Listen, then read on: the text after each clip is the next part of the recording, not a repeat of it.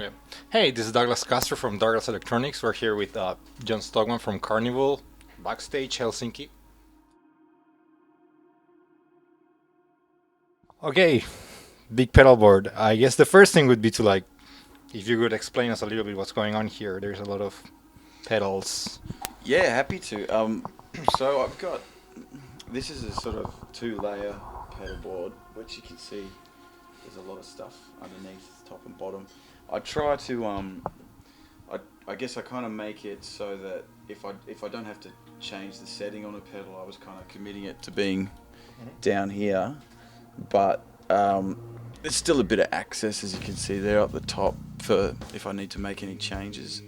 I'm running a GigRig generator here, which is probably one of the best things I've ever bought, apart from all these pedals, because it puts out 5,000 milliamps, so it powers everything, and then on top of that it takes 100 to 240 volts, so it doesn't matter whether I'm in the US or here, it never, I don't have to get voltage converters and mess around or risk frying it. So I've got that. I've also got the GigRig, the Pro 14, which I bought a little while ago, and I've basically got 10 loops here, and on these 10 loops I've got a bunch of pedals, and I assign them here, and it puts all the effects into, basically, instead of all being series like one into the other, it's just puts them in parallel. So if one of them shorts out or has a problem, it doesn't affect the whole chain, which is just a safety sort of thing. Coming in here at the front end, I've got the tuner at the start. I used to have it at the back end, and a lot of people have it there. Obviously it's a good mute for anything coming through.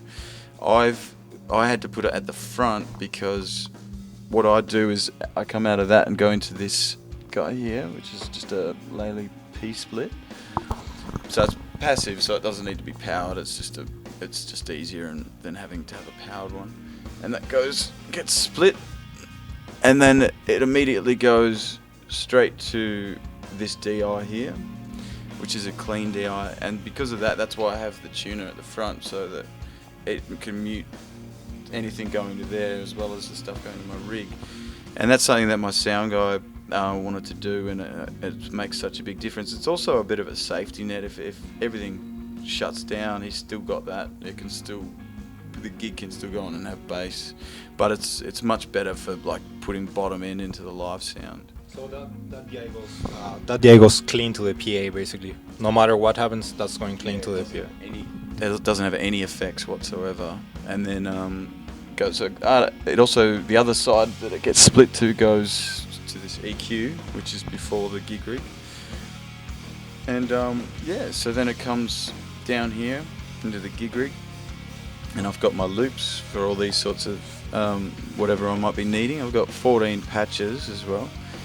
And then it comes out of here. I've got it going into the loop station here after it, and that's just because I've run out of spots to put it more than anything. And it's quite convenient being here too, because I have to be quite spot on with the timing of it. But I'm running this is just a noise suppressor, just to get some of the there was just some of the distortions and stuff when I'm not playing them.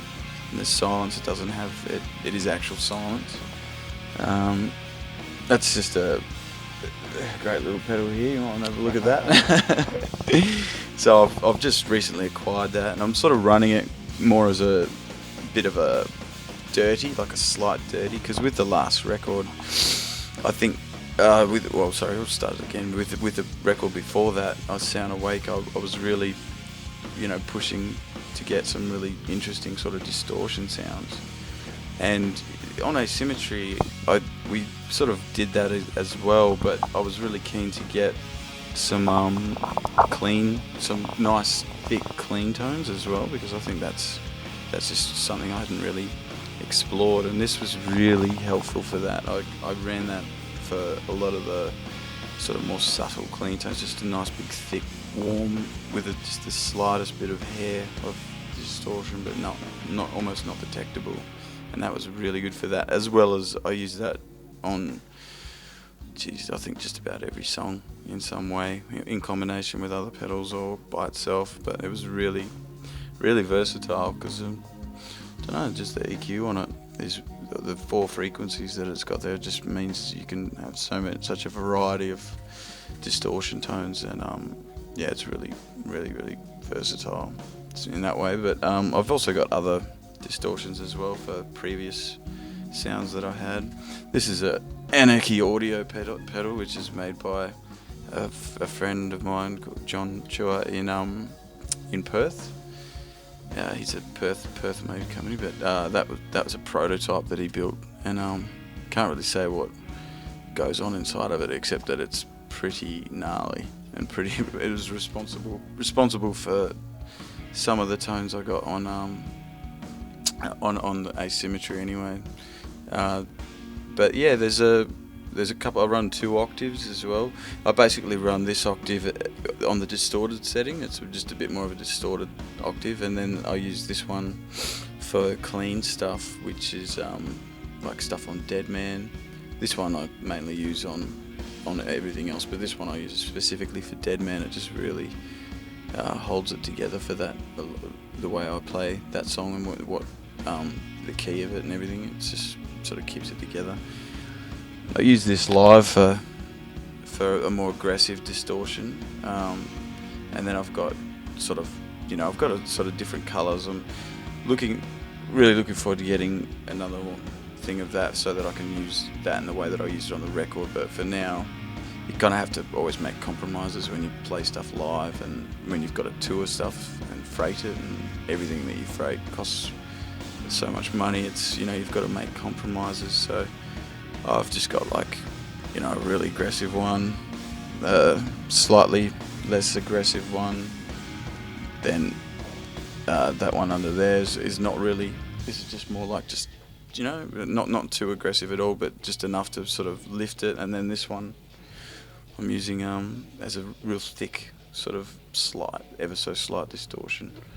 But a lot of people ask me why I've got this on here, including my guitar tech, because he doesn't really think it's there's pretty tight real estate on here, as you can see. But I use that for volume as well now, because I needed to do that to play some of the last record songs, including like We Are, the fade out at the end, and also the fade in Sky Machine for the distortion. But basically originally bought it because it has a D fretter effect, and it's not exactly. I mean, doesn't make it like portamento. So there's you still hear this change in frets, but it sort of tries to emulate more the sound of it being played on just wood with no metal fret. So I use that for like Umbra, and I also use the reverb on there for change. But I use this guy, the Eventide. That's got so many effects built into it, which is really cool. But it's also it's quite good because I originally bought it to play the tremolo part in the Chord Lure, which was about 8 bars long or something. It's a very minimal part, so I had to get this pedal just for that, because it can sync to whatever our sample track might be via the MIDI. You can get a clock source from there, because I didn't realise this with tremolos when I first bought them, that when you engage it, it doesn't begin a cycle. It's almost like turning the volume on, and it's constantly going. So that's quite a thing to get our head around. So we had to sort of make it work. And sometimes even now, it might slightly get a miscommunication from the sampler, and it might be slightly out with We Are sometimes, but I don't know. It's just one of those things. It's a work in progress, but it's got some really good effects, and yeah, I really like it. That's pretty much it. I mean, the GigRig itself is a pretty powerful beast, and I've got nothing but good things to say about it, because it does what I have needed it to do up until now. I'm sort of reaching the limitations of it now, but it's only because I've got a ridiculous number of effects, and I don't think it would anyone else would probably have this problem that I'm having, which is running out of space. But it's just really reliable. Like the fact that it was built by an Aussie too. Bit of Aussie pride, but yeah, it's good because it's got a number of functions. I mean, there's a lot of good switching things out on the market at the moment, but I think this and really the Switchblade Sound Sculpture one they're really the only two that I could really say I would be able to use for my needs. But it's quite good because you've got you can set it a number of different ways. You can set it mode 1 or 2. So mode 2 just means it adds, like it's basically like a normal pedal board if you were just turning them on and off. And mode 1 just means it cuts.